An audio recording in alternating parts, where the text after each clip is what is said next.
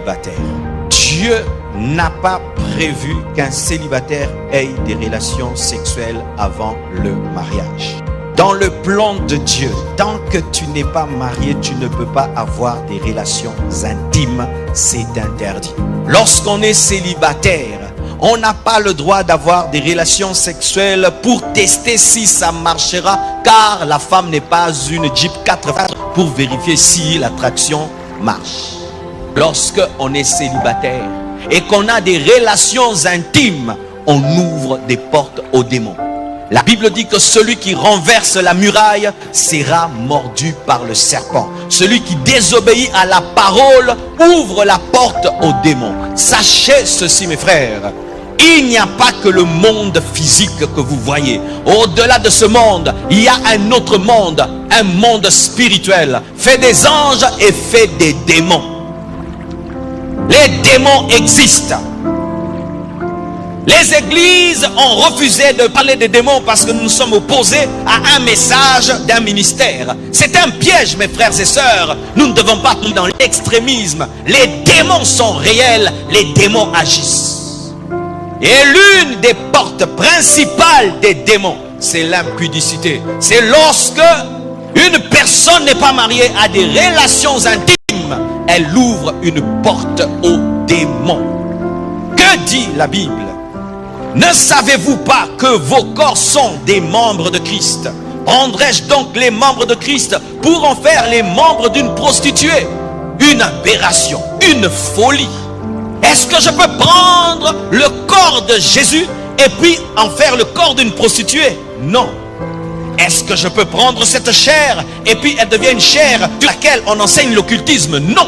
Est-ce que je peux prendre ce micro avec lequel on prêche et puis on chante la musique mondaine? Non. Et est-ce que je peux prendre le corps qui est le membre de Christ et en faire le membre d'une prostituée? Non. Mais c'est ce que les gens font.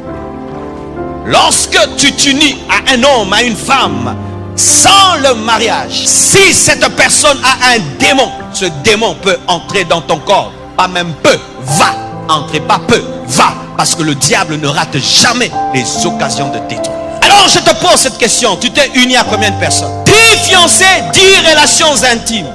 Car certains, à chaque tâtonnement, il y a relations intimes. Vous ne vous observez pas que dans le domaine du caractère, vous couchez ensemble, vous rompez. Vous couchez ensemble, vous rompez. Vous couchez ensemble, vous rompez. Et tu as rompu 12 fois et tu as couché 12 fois. Tu t'es uni combien de fois? Et tu as été infecté combien de fois? C'est ainsi que tu remarques.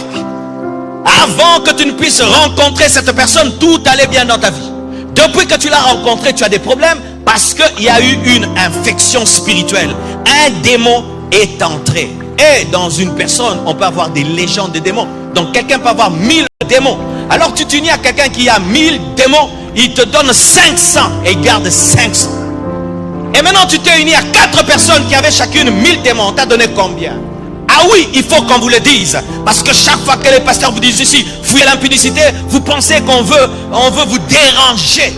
Être à la mode comme tout le monde. Mais comment je vais épouser une fille et je ne sais pas comment elle est? Comment je vais épouser un garçon? Je ne sais pas comment. C'est comme si comment je vais l'épouser? Je n'ai pas goûté à ces démons. Mais quand il n'y a pas le mariage, il n'y a pas de protection. Alléluia. Quand il n'y a pas de mariage, il n'y a pas de protection. Cette fille, lorsque tu la rencontres, elle se battra pour que tu couches avec elle.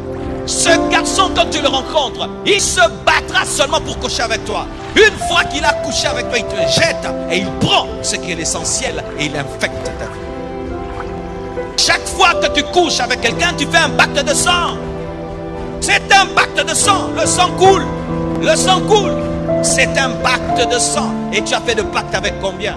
C'est pourquoi certains, malgré que vous êtes mariés, votre cœur est resté auprès d'une ex. Malgré que tu es marié, tu dois penser à ton ex pour avoir du plaisir avec ta femme. Tu dois penser à un ex pour avoir du plaisir avec ton mari. Pourquoi tu as fait un pacte avec un occultiste, avec quelqu'un qui est resté attaché à ton âme, malgré que tu t'es marié? Un célibataire n'a pas le droit d'avoir des choses intimes. Car chaque fois que